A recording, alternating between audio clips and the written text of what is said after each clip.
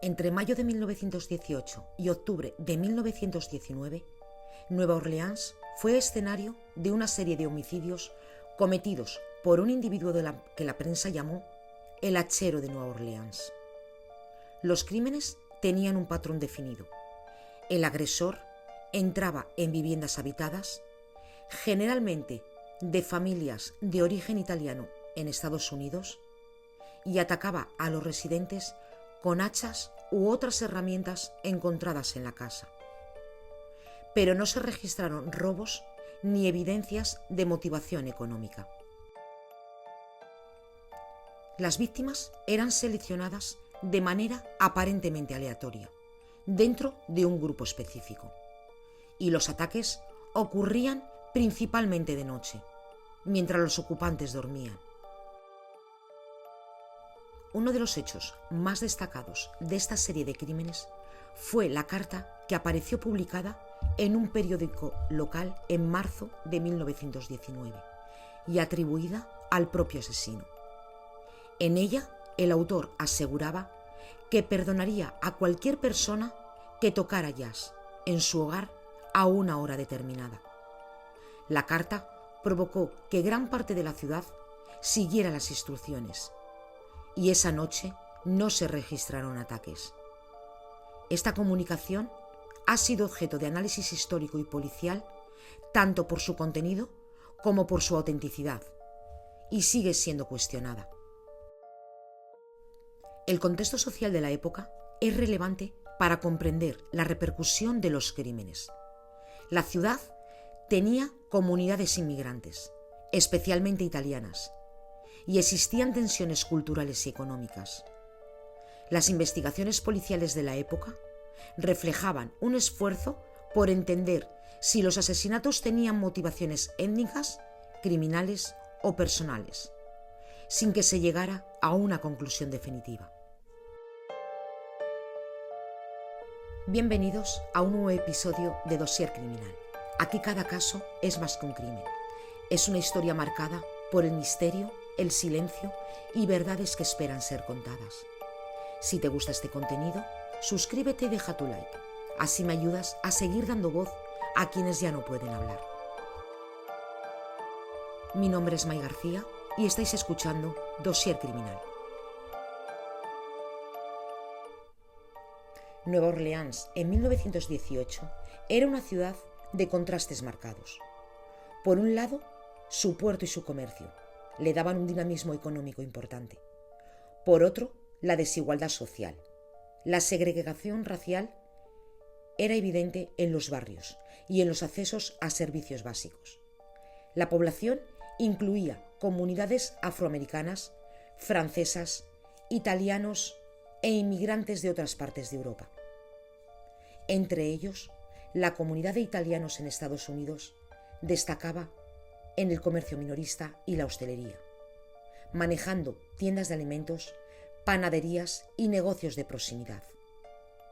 Esta visibilidad económica y social la convirtió, a ojos de algunos, en un blanco más susceptible a la criminalidad. La policía de Nueva Orleans, en esa época, enfrentaba limitaciones importantes. El departamento de policía contaba con recursos reducidos y técnicas de investigación todavía poco desarrolladas. No existían bases de datos centralizadas, ni métodos forenses avanzados.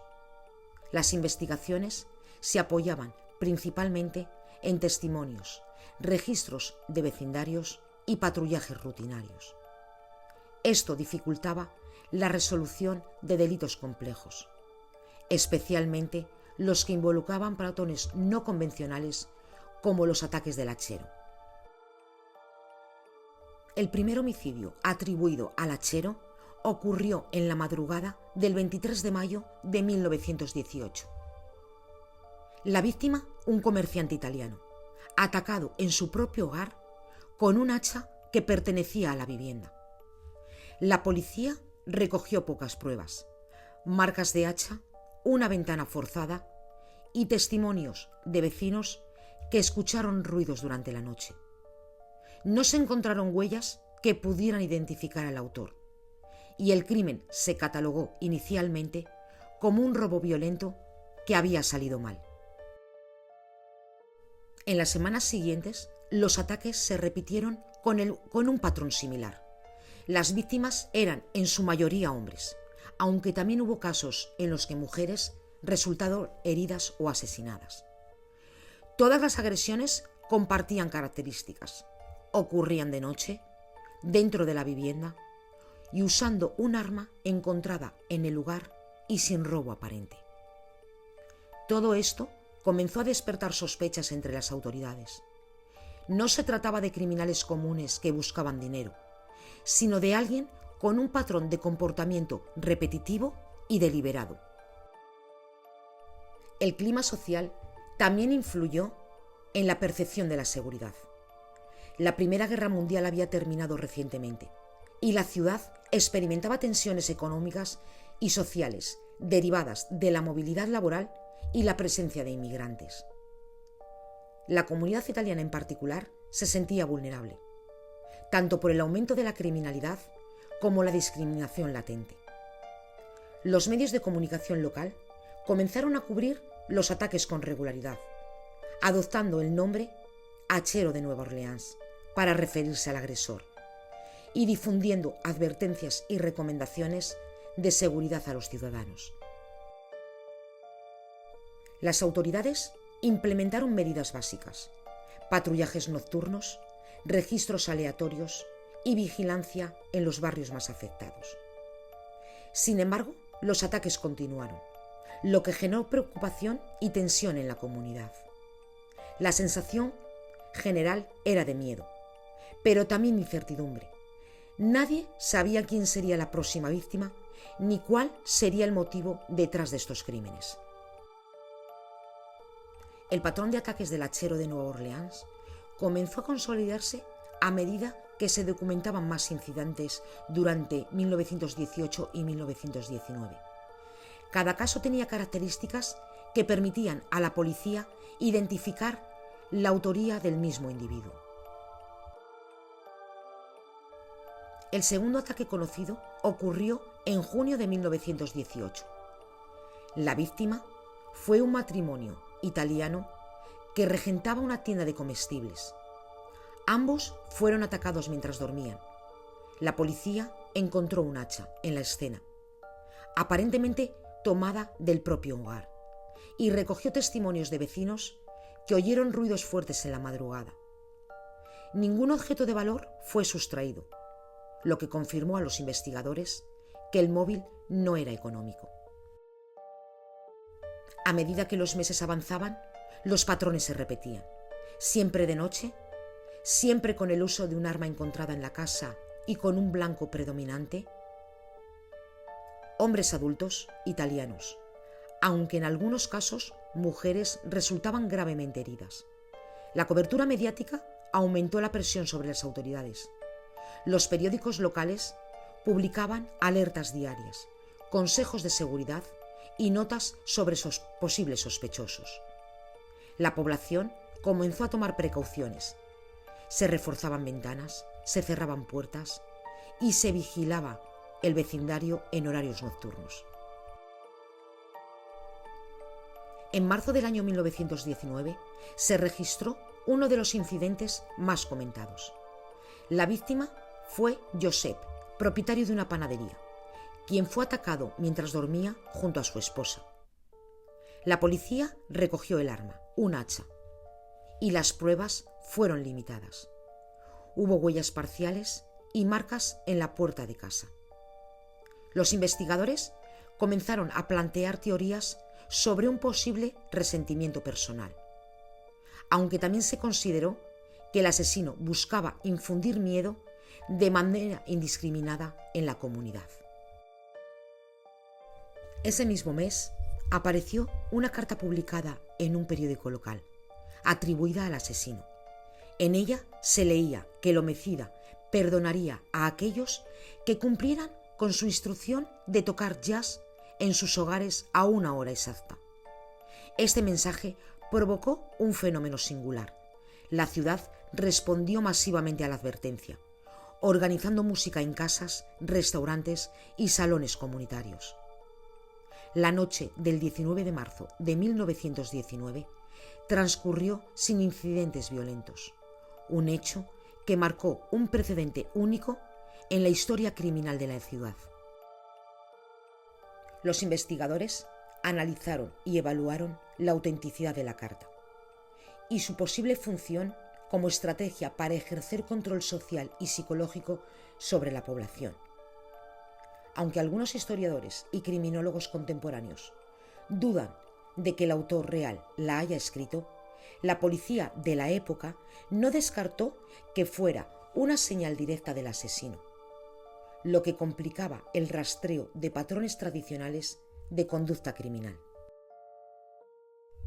En paralelo, se realizaron investigaciones sobre la vida de las víctimas, sus relaciones y sus posibles conflictos con terceros, pero ninguna línea de investigación llevó a detenciones. La policía dependía de testigos y de la inspección de escenas del crimen, y carecía de herramientas modernas como el análisis de ADN o bases de datos de huellas digitales. Cada ataque aumentaba la sensación de vulnerabilidad en la ciudad y la presión mediática sobre las autoridades. Tras la noche del jazz, los ataques del hachero de Nueva Orleans continuaron de manera inminente, aunque con menor frecuencia. La policía de la ciudad documentó al menos 3 incidentes más durante los meses siguientes, todos con características consistentes: ingresos a viviendas, uso del hacha y víctimas que generalmente pertenecían a la comunidad italiana. Uno de los últimos casos registrados ocurrió en julio de 1919, cuando un matrimonio fue sorprendido en su residencia. La mujer resultó gravemente herida, mientras que su esposo sufrió lesiones menos severas. La policía recogió el arma y algunas huellas parciales, pero no se encontraron testigos directos. Los registros muestran que este ataque generó alarma en toda la ciudad, reforzando la percepción de que el agresor podía actuar en cualquier momento y en cualquier lugar. Durante este periodo, la investigación policial incorporó nuevas estrategias. Se intensificaron los patrullajes nocturnos. Se ofrecieron recompensas por información que condujera a la captura del responsable. Y se entrevistó a un número amplio de residentes de las áreas afectadas. Pero a pesar de todos estos esfuerzos, la falta de evidencias concluyó impidiendo la detención. Los detectives comenzaron a desarrollar perfiles basados en patrones de conducta. Se consideraba que el autor era alguien con conocimientos sobre la vida doméstica de sus víctimas. Diversas teorías surgieron sobre la identidad del hachero. Algunos investigadores contemporáneos sugirieron que podía tratarse de un criminal aislado con motivaciones personales, posiblemente resentido contra miembros específicos de la comunidad italiana. Otros plantearon que podría tener vínculos con el crimen organizado, considerando que muchas víctimas eran propietarios de pequeños negocios. Otra hipótesis analizada fue la posibilidad de un individuo con trastornos psicológicos que derivaban en comportamientos violentos. Pero ninguna de esas teorías ha sido confirmada. Los últimos registros de ataques ocurrieron en octubre de 1919, después de los cuales el hachero desapareció sin dejar rastro.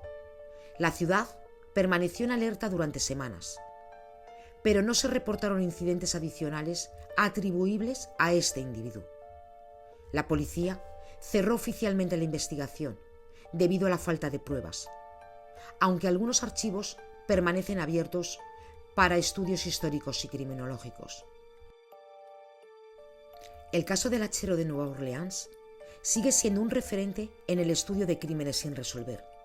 Sus acciones no solo generaron un patrón de miedo prolongado, sino que también mostraron cómo la comunicación directa del agresor con la carta que envió podía alterar el comportamiento de toda una ciudad. La combinación de violencia física, manipulación psicológica y anonimato convirtió estos crímenes en un fenómeno singular, que ha sido analizado desde perspectivas legales, históricas y psicológicas. En términos legales, los registros de la policía muestran las limitaciones de la época. No existían métodos forenses modernos como el análisis de ADN o de huellas digitales, lo que dificultaba identificar al agresor. La recopilación de testimonios, la inspección de escenas del crimen y el registro de patrones de conducta eran las herramientas principales. La carta, publicada en el periódico, plantea un desafío adicional. Aunque no constituía un delito por sí misma, se interpretó como una evidencia indirecta de la intención del criminal y de su capacidad para manipular a la población. Desde la perspectiva psicológica, el comportamiento del hachero sugiere rasgos asociados a asesinos en serie: selección deliberada de víctimas, ritualización del crimen, control del escenario y satisfacción de un efecto psicológico en la comunidad. La ausencia de robo, la elección de armas disponibles en la casa y la carta publicada indicaban un patrón que va más allá de la violencia física, apuntando a un interés en el miedo y la influencia social.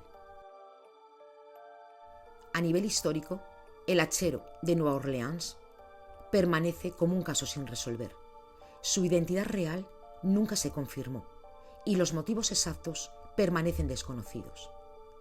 La literatura especializada plantea varias hipótesis, desde un criminal aislado con resentimiento hacia la comunidad italiana hasta un individuo con trastornos psicológicos que derivaron en homicidios ritualizados. Pero ninguna teoría ha sido verificada de manera concluyente. Su historia sigue siendo objeto de estudio, reflexión y análisis, recordando que detrás de cada crimen hay víctimas, familias y comunidades afectadas, y que el impacto del miedo puede ser tan profundo como el de los actos mismos.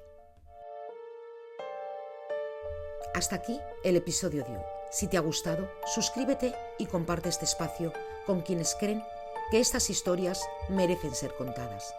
Gracias por acompañarme y nos vemos en el siguiente episodio de Dossier Criminal.